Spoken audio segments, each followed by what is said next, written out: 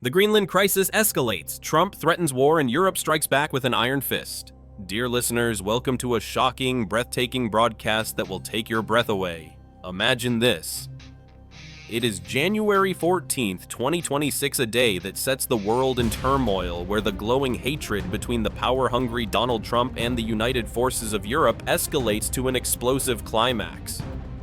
I can neither imagine, nor do I want to speculate that a NATO country would attack. Yet, that is exactly what threatens now, like a thunderclap out of the blue. When you look at a map of the world, Greenland appears like a sleeping giant, a white ice-covered behemoth, resting in deceptive silence. But beneath this silence, the footsteps of one of the world's greatest military crises now echo a conflict that shakes the foundations of NATO and could turn old alliances into bloody enmities. If we don't take Greenland, Russia or China will take Greenland, and I will not allow that. Roars Trump, this insatiable man of power who is ready to walk over corpses to realize his imperial dreams. In January 2026, we wake up to one of the greatest geopolitical risks of modern times, a tectonic earthquake that could tear the world order apart. I want to make it clear, should the United States dare to militarily attack another NATO country, then everything ends. The NATO alliance stands on the edge of the abyss. Not due to Russian tanks or Chinese missiles, but through the betrayal of its own members, an act of pure hatred streaming from the White House. Donald Trump's threat to take Greenland by beauty or by force.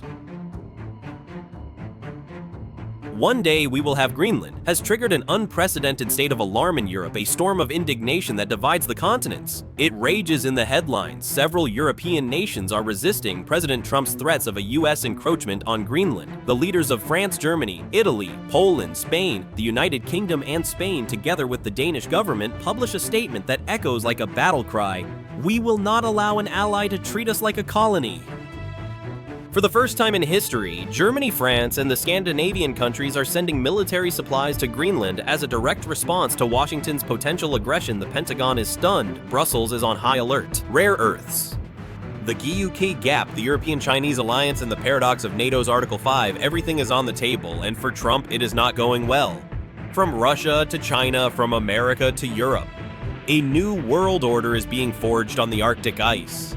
A game with fire worth billions in resources and potentially costing thousands of lives. It all began with a single sentence from the Oval Office in Washington. Donald Trump, pushing aside all diplomatic pleasantries, reveals his intentions, or rather his threat, for Greenland. "We're going to do something with Greenland, either the nice way or the more difficult way." Trump's declaration, "I'd like to do a deal the easy way, but if we can't, we'll have to do it the hard way," is the moment when diplomacy is suspended and the risk of total chaos is placed on the table. While the world waits tensely for Denmark's reaction, unprecedented military activity begins along the nerve line from Copenhagen to Berlin, from Paris to Stockholm. Europe activates its defense reflexes against a perceived threat from Washington, an act of resistance that ignites hatred of American imperialism. Under the ice, deep in the icy waters of the North Atlantic, German reconnaissance teams, French naval units, and Scandinavian special forces are positioning themselves not to stop the Russians, but to block a possible American intervention to build a wall of ice against the enemy from the west. On the morning of January 14th, 2026, the Pentagon is shocked. Europe no longer blindly follows every command. Germany decides to send military troops to Greenland, one of the most radical and assertive military steps since the Second World War.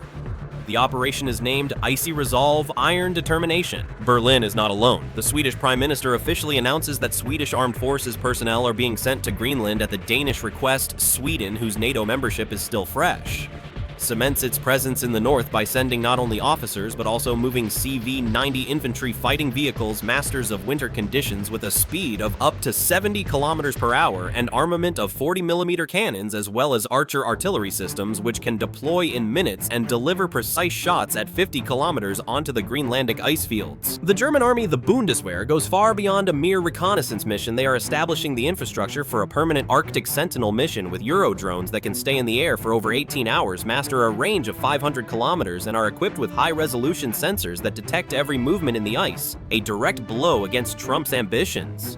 Shortly thereafter, the Netherlands and Canada join in sending their own units. The disagreements within the alliance turn into a physical split, a rift that deepens the hatred toward the USA. This is no symbolic flag race, but a real military deployment. France's support is not long in coming. Emmanuel Macron warns that a threat to the sovereignty of a European country would trigger a chain reaction, and announces that France is joining Germany and supporting the defense of Greenland. The deployment of French nuclear-capable Rafale jets with a combat radius of 1,850 kilometers to the region raises Europe's deterrence into the stratosphere jets that fly at Mach 1.8 and are armed with Mica missiles that can hit targets at 80 kilometers. What really changes the game is the entry of Great Britain, while London drums with plans to send Royal Navy ships and fighter planes to the region against the Russian and Chinese threat. Canada's CP-140. Aurora patrol aircraft with a range of 9,000 kilometers keep the skies clear. Aircraft equipped with sonar buoys that can locate submarines at hundreds of kilometers. Here we must analyze the situation on the ground. The deployed troops are not symbolic peacekeepers, but real combat units. The British, French, and German plan to send troops to Greenland under the name of a NATO mission is in reality a deterrence. A clear message: we are here. The stance of Danish Prime Minister Frederiksen and the Greenlandic administration is unmistakable. Greenlandic Prime Minister Jens Frederik Nielsen sets his diplomatic course, and if we have to choose here and now between the USA and Denmark, we choose Denmark. We choose the Kingdom of Denmark. We choose the EU. Well, it is a historic turning point that the German army casts off its famous policy of restraint and moves special forces who can operate at -40 degrees into a region where tensions with the closest ally, the USA, are running at full speed. Berlin knows if Greenland is ignored today, other deals in the Baltics or Eastern Europe could follow tomorrow. Europe is experiencing the birth pangs of transformation from a US-dependent structure to an autonomous power that protects its interests itself, a process that fuels hatred of Trump's America First policy, which treats Europe like a vassal. If military power is not enough, Europe has another option that could paralyze Washington, the bazooka of technology, and trade the real blow that Trump did not foresee. In the face of the US withdrawal of the protective shield, Europe could turn eastward toward China, Washington's greatest enemy, a betrayal that would bring the USA to its knees. The seeds sown during Macron's visit to China at the end of 2025 are now growing into a Eurasian economic pact that puts Washington in a panic. Rumors of secret agreements where Europe imports Chinese technology and squeezes out US companies are making the rounds. Today, behind closed doors, the European Union sends a clear message to the USA. If you threaten us militarily, we will close our market to American companies and open it to China. This is no bluff. Brussels is preparing to freeze all trade agreements with the USA and implement legal regulations like the Digital Markets Act in war mode, which would sweep US tech giants like Apple, Tesla, and Google from the European market, an economic blow costing billions and causing Trump's America First to collapse. What do you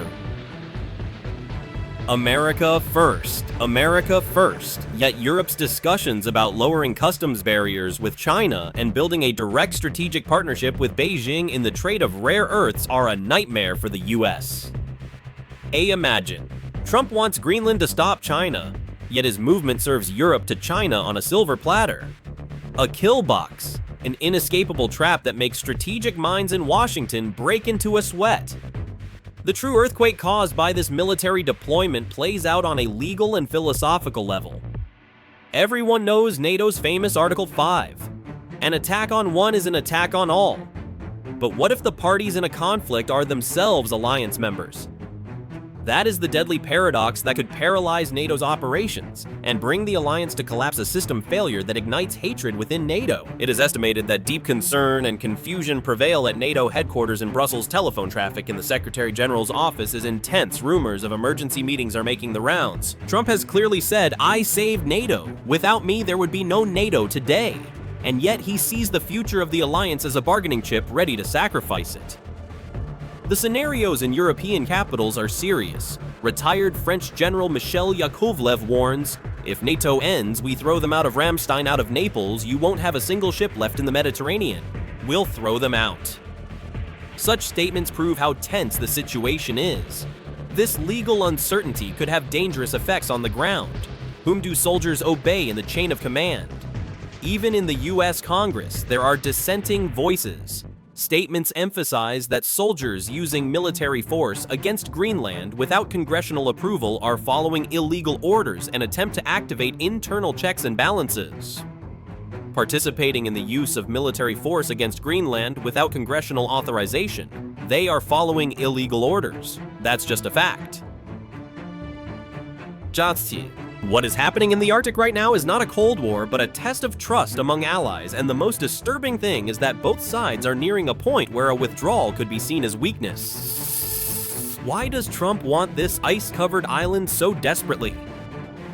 The answer lies not only on the map, but in the trillion-dollar secret beneath the glaciers, a treasure that could ignite wars. Under the ice, it's about resources. Greenland is not only strategically located, but is a gigantic reservoir of the most valuable elements of the periodic table, rare earths. These magical metals keep modern life and the war machine running, from smartphones to F-35 jet ships, from EV batteries to wind turbines. China dominates 90% of the market. Beijing can strangle Western industry by restricting supplies. The Kvanefjeld mine in southern Greenland is one of the most critical points to break this monopoly. Trillions of dollars in uranium, neodymium, and other minerals are gushing from under melting glaciers.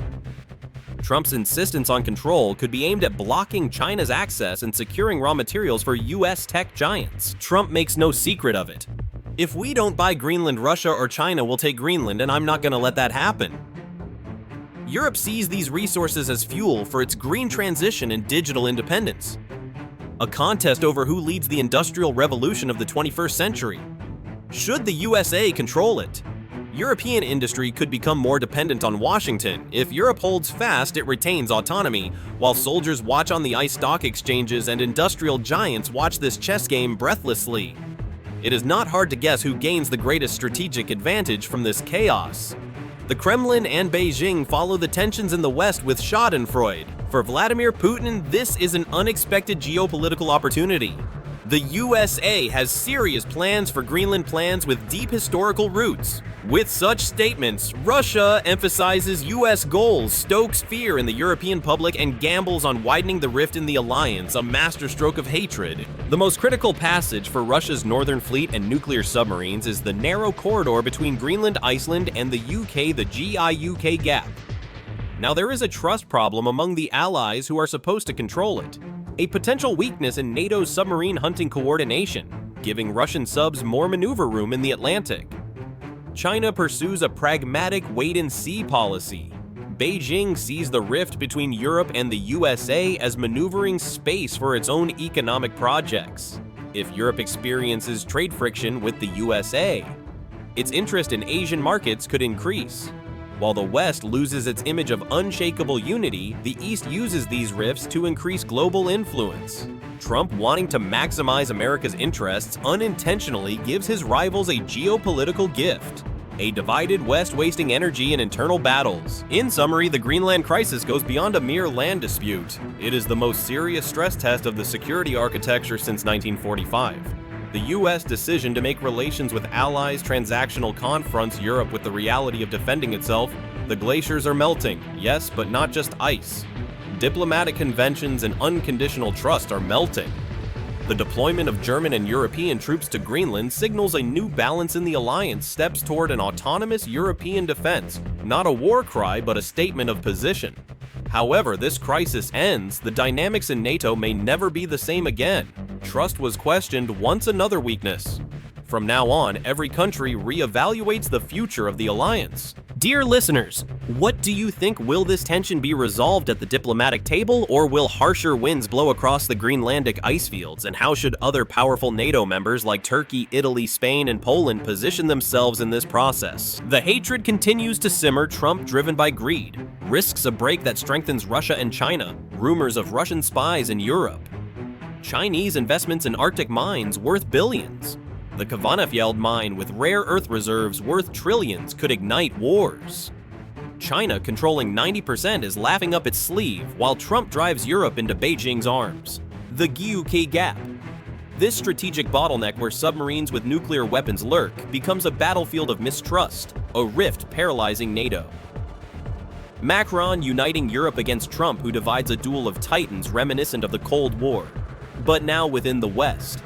The Bundeswehr, with Euro drones and CV-90 tanks, stands ready to fight against the ally, a scandal shocking the world. Dear listeners, do you believe Trump is bluffing or is a real war imminent?